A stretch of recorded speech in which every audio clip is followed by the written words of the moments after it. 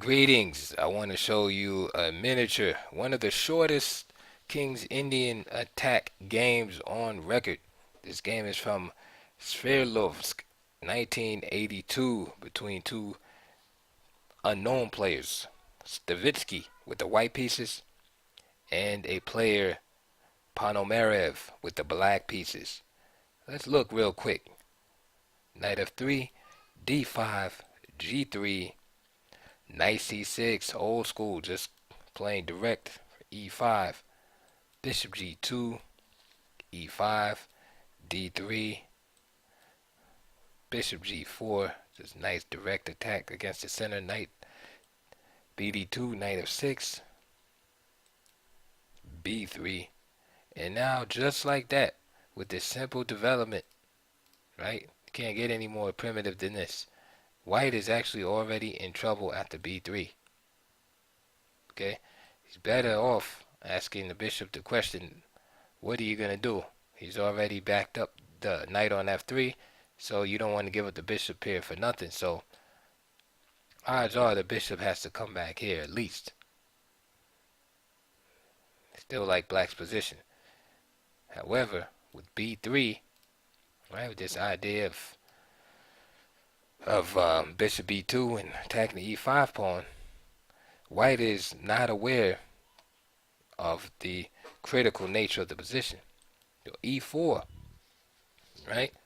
Those that have been following my videos a long time, they know the three reasons for a central pawn advance according to Nimzovich.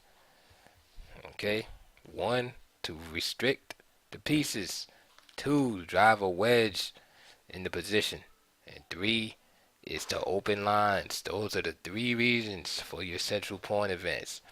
And here we see e4 hitting this knight. You're going to drive it out of the center. Notice there's no other acceptable square for it to go to in the center. So therefore it humbly returns to g1. Now white is hoping to have enough pressure on the center that black center will fold. Now bishop c5 comes out, and there's a problem here. Right, if d takes here and d takes, there's an issue, because after, say, knight takes e4, then simply queen takes d1, king takes d1, castle, knight d2, and then just bishop takes f2. Black just dominates.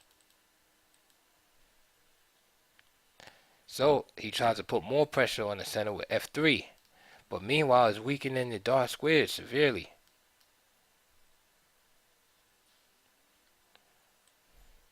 Queen e7. F takes e4. Excuse me, f takes e4. Of course, you all want to know what happens if f takes g4. Nothing happens.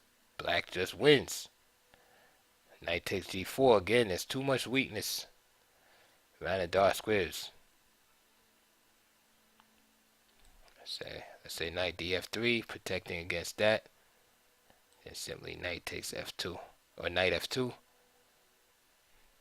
And natural to protect the queen, but then just e3. And again, the dark squares. Okay, you never seen so much weakness on the dark squares before.